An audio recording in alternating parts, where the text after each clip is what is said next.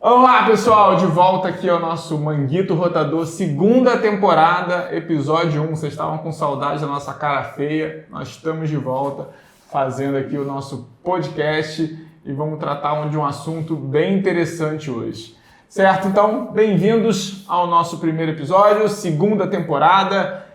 Teremos um por mês, essa é a ideia, de fazer um por mês do seu podcast sobre fisioterapia e saúde esportiva. Lembrando, se você esqueceu, meu nome é André Marinho, especialista em marketing e atleta amador, animado por essa volta ao nosso podcast. E para abrir a temporada, vamos falar sobre um tema presente no esporte, um tema sobre distensão muscular, que vamos descobrir, falar aqui com o nosso grande mestre, o Alan, o que é, como acontece, como tratar e principalmente como evitar esse tipo de lesão. Recentemente nós vimos um caso no Campeonato Paulista ali de grande repercussão, que foi o Neymar, que sentiu um desconforto na coxa, precisou ser poupado de um jogo decisivo e levantou algumas discussões sobre esse tema, sobre as lesões musculares nos atletas. E vai ser esse o tema que nós vamos tratar com o nosso querido cirúrgico, Alan Faleiros, fisioterapeuta e especialista em reabilitação esportiva. Certo, mestre? Certo, é isso aí.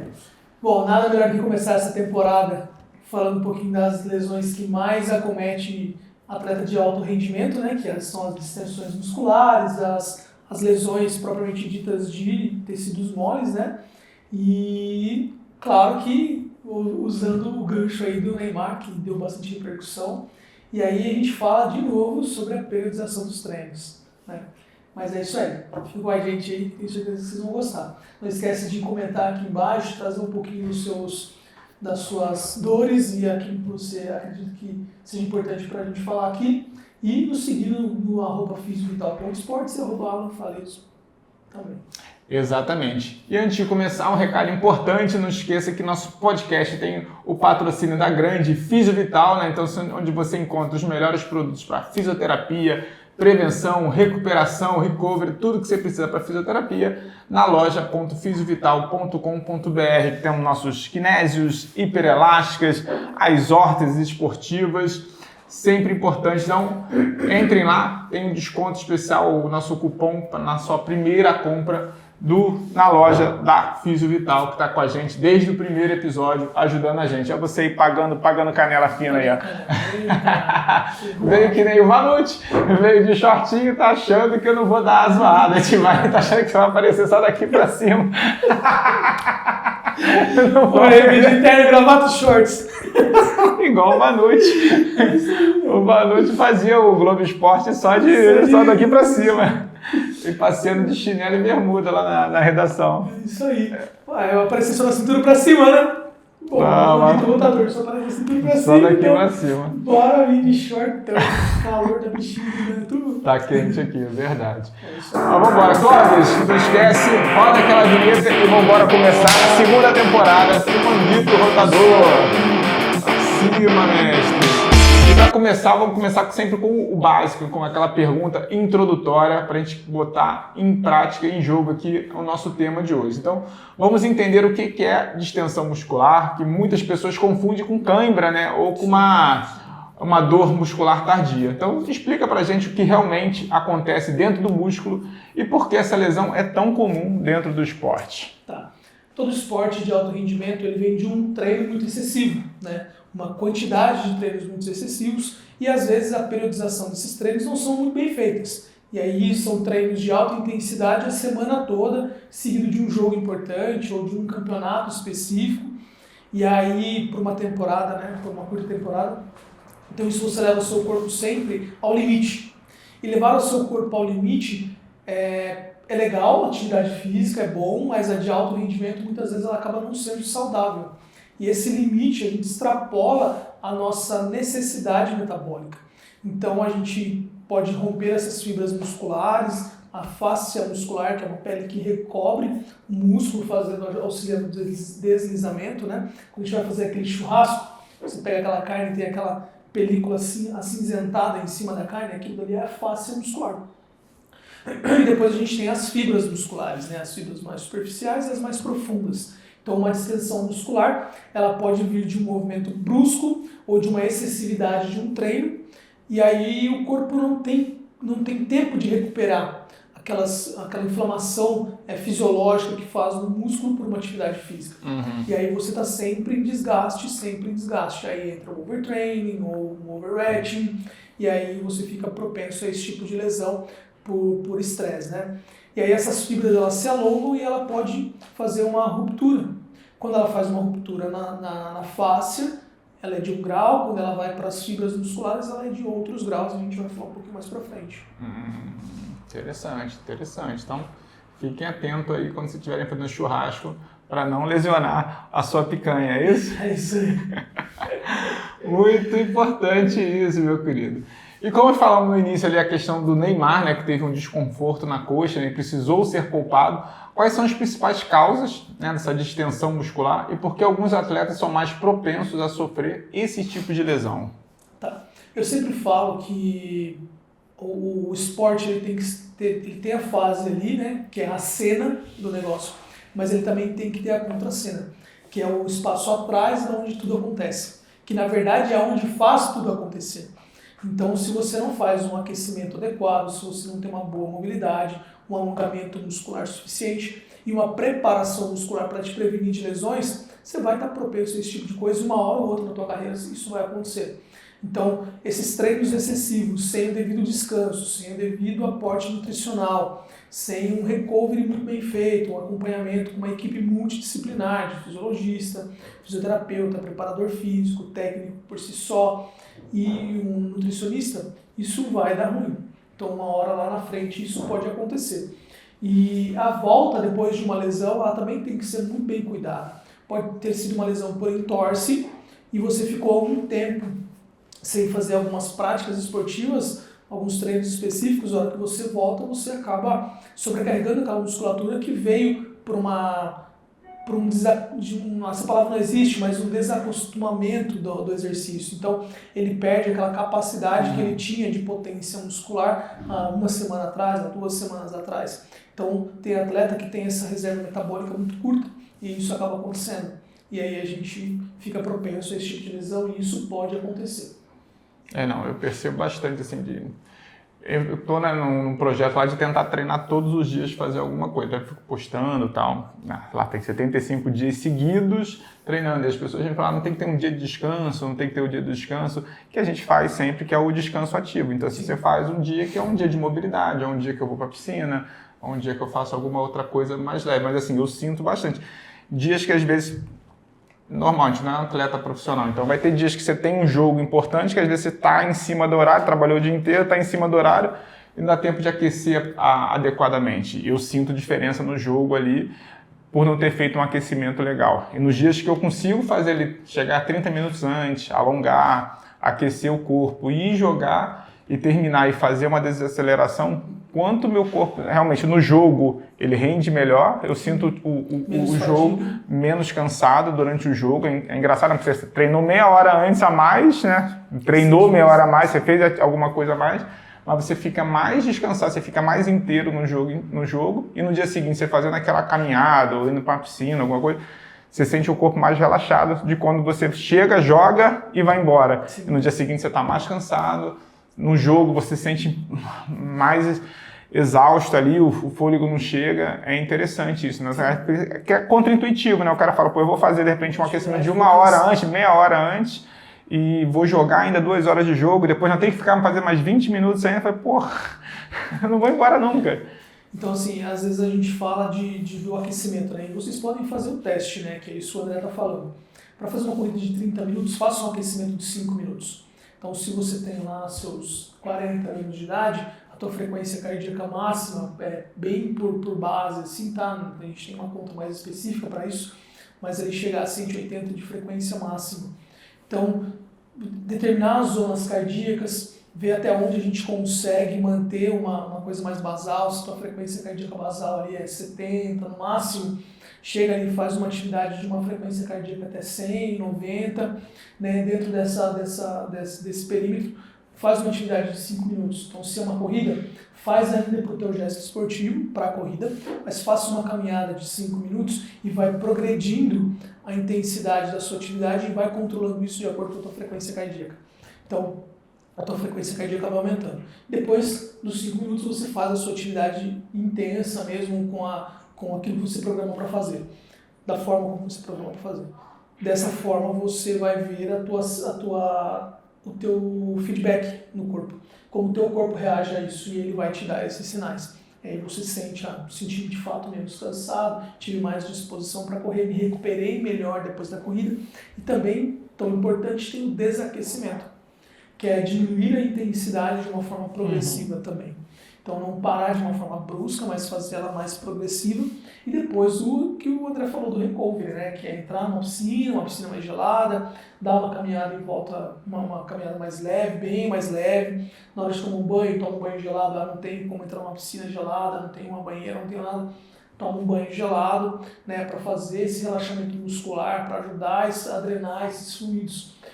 Com resíduos metabólicos que ficou dentro do músculo, né, pela ruptura das fibras musculares mais fisiológica. Então, isso é extremamente importante. Não. Ajuda demais, sem dúvida. Ajuda demais. E quando um atleta sofre uma distensão, né, a recuperação pode ser bem planejada, né, que seria o ideal, né? Então, quais são as principais estratégias, né, da fisioterapia para garantir esse retorno seguro, caso esse atleta acabou tendo essa lesão, acabou tendo uma distensão muscular? Como é que a gente procederia? Cara, em todo lugar que você for procurar para tratamento de distensão muscular, eles vão te falar só repouso. Repouso. Mas na fisioterapia a gente tem algumas técnicas específicas para a distensão muscular que ele vai auxiliar essa recuperação. Então é uma fototerapia, que é um laser, né? Uma eletroterapia e musculatura adjacente. A gente não pode fazer uma potência muscular em cima daquela lesão, mas a gente pode trabalhar de outras formas isométricas, por exemplo, tá? Que não existe a movimentação das fibras, mas sim a contração ela em tônus, então ela contrai sem aproximação de origem e inserção muscular. E as linhas de recuperação, né? Que no caso é o gelo, né? Por si só em cima, a drenagem, a liberação miofascial. Então isso a gente pode usar. O laser ele vai auxiliar na recuperação mais rápida. Então ele vai fazer ali a ativação do colágeno para a recuperação, né, das outras fibras, para que ela possa se ligar mais rapidamente e assim diminuir o tempo de recuperação. Então não necessariamente uma distensão muscular o paciente tem que ficar sem fazer nenhuma atividade física. Isso a gente trata o problema. Depois desse tratar esse problema, a gente começa a fazer a volta do atleta ao esporte, né? Que daí a gente começa a trabalhar as forças musculares de novo, a mobilidade que se perdeu, se é que se perdeu, a potência muscular de novo, aquele pico muscular de contração muscular, de novo a gente retorna. Então tem todo um trabalho que a gente pode fazer dentro de uma periodização de tratamento. E leva mais ou menos quanto tempo? Ele não tem depende tempo, do grau, né? Depende do grau da lesão. Então se for de grau 1 ali, 15 dias no máximo. 15 dias a gente consegue recuperar. O grau 2 e 3, o 3 é um pouco pior, né? A gente demora um pouco mais de tempo, em alguns casos até um mês, dependendo da idade do paciente. Mas é mais ou menos nesse período aí. De 15 a um mês, uma lesão de distensão muscular. Distensão muscular. Se for um grau 3, que daí pega bastante fibra muscular, aí é um pouco mais de tempo. Interessante. Então, cuidado um pouco. Evitem para não ficar um mês parado, um mês sem poder praticar a sua atividade que você tanto ama, né? E nem toda distensão, né? O que você está falando da questão da idade, é igual. Algumas são mais leves, você falou a questão dos graus, né? 1, 2 e 3, tem a recuperação mais rápida. E outras a gente pode afastar atletas por mais tempo, né? Até um mês ou um pouco mais. Então, falar um pouquinho mais sobre, entrar um pouco mais em detalhe nessa classificação, né? O tempo médio de recuperação de cada uma delas ali, para a gente entender um pouquinho mais a fundo do que você falou na resposta anterior. Tá. No grau 1, a gente pega só fáscia muscular. Então, a fáscia muscular ela acaba recuperando um pouco mais rápido, né? Ela é mais fina, a gente tem só o deslizamento dela, ela não tem aquela contração por si só das fibras. Então, isso é importante que você não alongue o teu atleta nesse período, porque se você alongar, você pode aumentar essa ruptura de forma longitudinal. Então, é um pouco mais complicado. Mas do grau 2 a gente pega essa fáscia e algumas fibras musculares, e o grau 3 acaba rompendo bastante fibras musculares. Nesse grau 3 a gente tem uma característica de edema, de vermelhidão na região, então pode aparecer algumas manchas, né, de sangue na região por romper vasos e tudo mais. Tá. Então pode ter esse tipo de coisa associado também a um trauma, então pode também ter uma batida associada àquela lesão, né? Então também a gente tem que observar isso e entender o contexto, né? E o quanto de fibras musculares a gente rompeu. Então, se é um grau 3, quão extensa é essa lesão? Se for uma ruptura de grau 3 com várias fibras musculares rompidas, né, com uma extensão grande de músculo mesmo por si, aí demora um pouco mais de tempo e às vezes até esse atleta tem que ficar um tempo afastado da sua prática esportiva, por um curto período, obviamente, mas a recuperação é bem ruim porque é bem dolorida. Mas a gente consegue tratar de forma muito eficaz. É dolorido também. Bem dolorido. A gente tem bastante inervação muscular, né? Então dói bastante. É complicado. E dependendo do local também que pode ter acontecido essa ruptura, né? Pode ter regiões que a gente está falando mais da coxa, mas você pode ter outras áreas do corpo também podem acontecer, virilha, sim. Em outros lugares. Eu fiz uma corrida em 2018 lá em Portugal e estava muito frio. E eu corri em volta de como se fosse um parque ecológico que a gente tem aqui da turma, mas no centro tem uma parte que é lago e tem uma parte que é a universidade lá de esportes de Coimbra. Então eu corri de um lado só. Então eu fiz uma corrida para um lado só, foram 10 quilômetros de um lado só. E eu acho que essa dissociação de tronco me atrapalhou na minha prática esportiva. Eu fiz um tempo bom, fiz uma corrida boa, mas o frio, estava predisposto ao frio que eu não estava acostumado, é um treino que eu não estava acostumado, estava muito frio. O tempo lá um pouco mais úmido do que aqui. Que é bem seco. A altitude é diferente, então tudo isso também tem. Tem a pressurização do avião, que eu passei 9 horas, quase 10 horas dentro de um avião, dentro de uma pressurização. Isso também faz ter um pouco mais de líquido, também impacta diretamente no processo fisiológico. Então isso me atrapalhou e eu fiz uma distensão muscular de músculo oblíquo do abdômen. Então essa dissociação de tronco talvez eu tenha sido comprometido e eu fiz talvez não tenha feito um aquecimento da forma correta para aquele ambiente que eu estava correndo. Sim. E aí eu fiz uma lesão, também demorou um pouco para recuperar e ficou um tempo dolorido depois. Mas dolorido e não me atrapalhou minha prática esportiva. Mas você sentia sempre ali quando corria. Sentia esse incômodo que é ruim, né? Tanto que lá eu fiquei assustado, né? No dia seguinte começou a doer pra caramba. Eu fiquei assustado, falei, que trem é esse, né? Vamos apendicite, alguma coisa mais séria. Pensei que fosse um apêndice e procurei o serviço de saúde de lá, justamente porque eu achei que fosse uma apendicite, porque na região, né? Me doía o quadrante inferior, então do lado direito, então eu fiquei um pouco preocupado. E aí calhou-se de eu também ter comido algumas coisas diferentes. E você vai para um lugar desse, você quer comer tudo que é característico são várias coisas ao mesmo tempo ali, você não sabia qual era... Exatamente. Então também falei, caramba, comi tudo diferente, meu corpo não está acostumado com aquilo, fiz uma prática esportiva diferente, num ambiente diferente do que eu estou acostumado a fazer. E aí deu ruim, mas não era apêndice. Menos mal. O apendicite veio depois. Depois né? Normal, acontece. Então, mesmo a gente tendo uma certa experiência, está suscetível a ter problemas e tudo mais, como eu falei. Eu, de vez em quando, tenho. Ele, com a experiência toda que tem, também vai passar por isso. Então, uma hora ou outra acontece. Sim. Não tem jeito. Ontem, no final de semana, lá do campeonato de tênis, estava fazendo liberação dos meus extensores. Então, também estou com os flexores doloridos. Então, epicondilite medial. Por conta do kart, eu acho que eu fiz muita apreensão. E você usa muitas mãos também no trabalho, né? Muito. E também no trabalho normal. Também, né? A gente trabalha com terapia manual, tem jeito. Exatamente.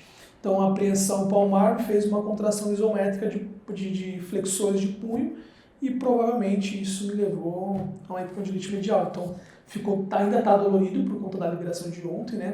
Da sessão que fiz ontem, mas eu acho que o problema foi resolvido. Então está dolorido, mas não está me comprometendo a minha prática esportiva. Sim. Então, o que me comprometeu a prática esportiva no final de semana foi o cansaço. O cansaço nós dois. Eu acabei treinando. Nós dois estamos cansados. Treinar eu consegui. Treinar pelo menos quadra eu consegui. Mas academia não deu. Chegar cedo e sair tarde não dava. Mas hoje eu já fui pra academia. Que o seu treino você tá do lado da sua casa, né? Você tá na mesma cidade. Pra fazer o treino eu tenho que andar 50 km. Não, o meu é pertinho. Eu tava no torneio de tênis, era só jogar tênis. Já fiz a minha atividade. Então, meu cardio tá resolvido. Vamos lá, prevenir, então vamos falar um pouquinho de prevenção, que é sempre melhor do que você remediar, já dizia a vovó. E a distensão muscular pode ser evitada com hábitos simples e saudáveis, que a gente vai explicar aqui para você. Então, quais são as principais estratégias para a gente evitar todos aqueles problemas que a gente comentou no início aqui do podcast? Cara, a gente tem que periodizar nossos treinos.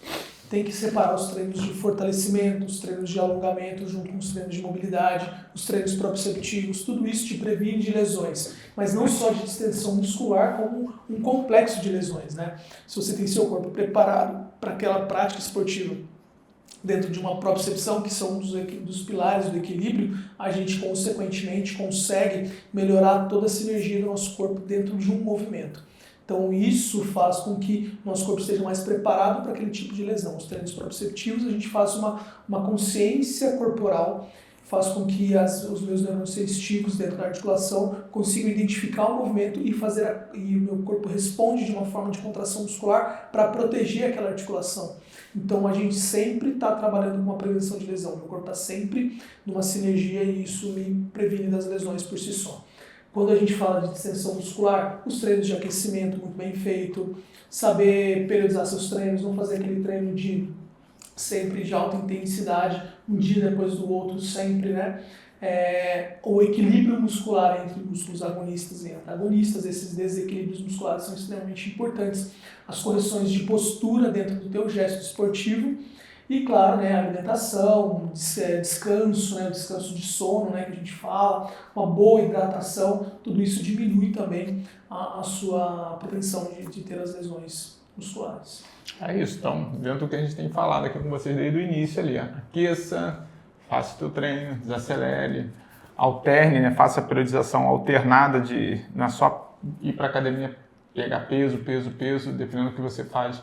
Não é, se você não é um atleta de musculação, não quer hipertrofia, não é esse o objetivo. Você tem que fazer o fortalecimento dos músculos, mas você não precisa fazer isso todos os dias. Você pode equilibrar ele com mobilidade, com pliométrico, com várias outras técnicas que vão deixar o seu corpo saudável e descansado para quando você tiver alguma prática importante, uma corrida importante, um treino importante mais longo. Então, cuidado com isso, meu povo. O descanso é extremamente importante.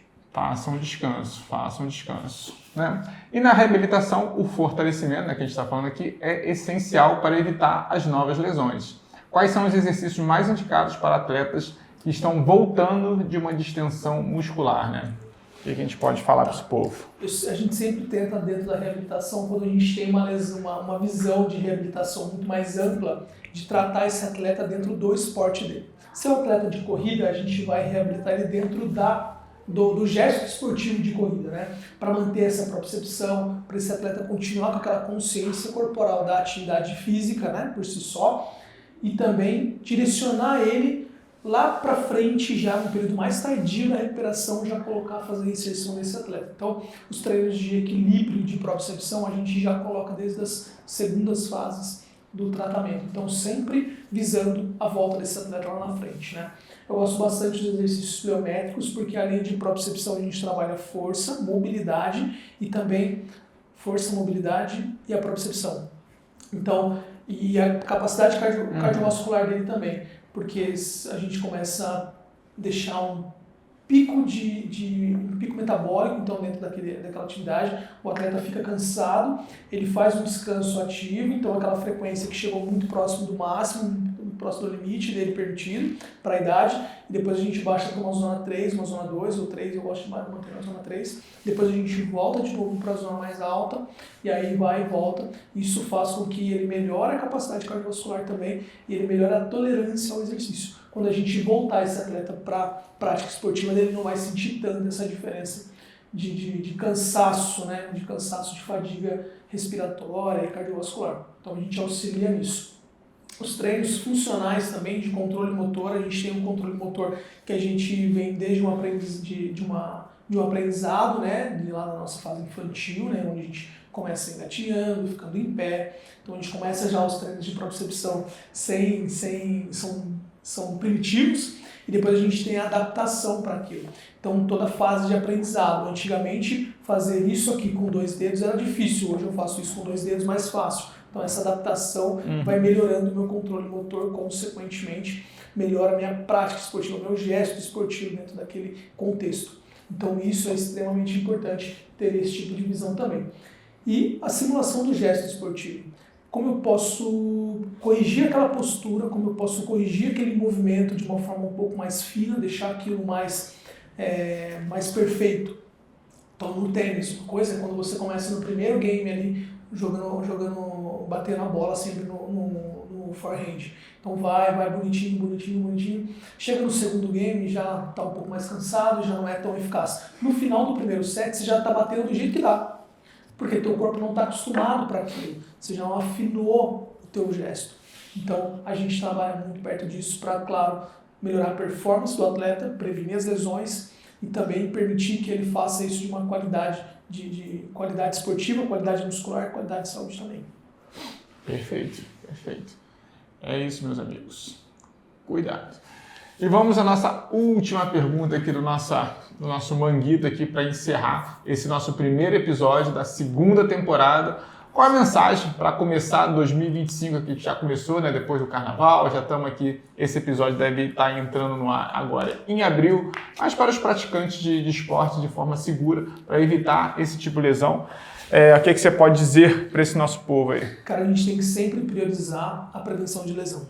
Então, para prevenir as lesões, a gente tem que periodizar os seus treinamentos. Então, separar muito bem os treinamentos, colocar sempre no seu treinamento a parte de aquecimento dentro de qualquer fase de tratamento, de treinamento, fazer o seu aquecimento e o seu desaquecimento. O fortalecimento muscular de grupos específicos para o teu gesto esportivo, se é o tênis, o nosso manguito rotador, se é o futebol, a própria percepção de tornozelo, que é onde a gente mais tem esses tipos de lesões, e joelho, né, tornozelo, joelho e quadril. Se é uma natação também, manguito rotador para o ombro, mas também os controles de cervical, também é extremamente importante. Se é um outro esporte, um surf, por exemplo, os treinos de core, para fazer a estabilização da pelve, né, do quadril como um todo. E a gente vai identificando o esporte desse atleta, fazer esses exercícios específicos de fortalecimento, né, vai te prevenir das lesões. E também as recuperações, então além do desaquecimento, fazer a recuperação pós-atividade física, seja numa água gelada, né? Uma água gelada ou um treino de alongamento específico para abrir essas fibras musculares, melhorar a sua qualidade articular e depois a nutrição e a hidratação, que é extremamente importante. Respeitar também os feedbacks do nosso corpo, então a dor ela não tem que ser relativizado, então a dor ela tem que ser levada em consideração, qual a característica dessa dor, como essa dor acontece, quando acontece, como ela é, né? A gente tem que olhar para isso também, para identificar as predisposições das lesões, as suscetibilidades do nosso corpo, tá? E sempre ter um acompanhamento de um profissional adequado para aquele esporte. Então, um especialista dentro do futebol, um especialista dentro do tênis, um especialista dentro da natação e por aí vai. E se você pode deixar um comentário para a gente aqui, né, de como é essa lesão, se você tem alguma lesão dentro de algum esporte específico, comenta aqui embaixo o seu esporte também, como é essa sua lesão, que a gente pode trazer seu caso aqui para fazer uma discussão sobre ele. Exatamente, perfeito. É isso, meus amigos. Fechando aqui nosso primeiro episódio da segunda temporada do Manguito Rotador. Se você gostou desse conteúdo, não esqueça de seguir a gente lá no Instagram, @fisiovital.sport, @alanfaleiros. Se inscrever também no YouTube, ativar as notificações, também está disponível lá no Spotify esse material. É isso aí. Deixe nos comentários as suas dúvidas, as sugestões também de temas para os próximos episódios e a gente vai construir junto um ano de muito conteúdo, muito aprendizado. Então a gente está aqui para sempre ajudar e colaborar. Exatamente. E lembrando, mais uma vez, nosso patrocinador master aí, a Fisiovital, com a gente ajudando. Então, se você quer os melhores produtos para fisioterapia, acesse loja.fisiovital.com.br. Nós temos as órteses esportivas de joelho, tornozelo, punho, cotovelo, todas elas que vão te auxiliar, além da linha completa de bandagens, kinésio, bandagens rígidas e tudo mais. E lembrando que você tem o desconto na sua primeira compra lá com o cupom quando você acessa o site. Perfeito? É isso. Nos vemos em breve no próximo episódio do Manguito Rotador. Vamos ver o que a gente consegue fazer para o próximo que venha. Certo, mestre? Certo.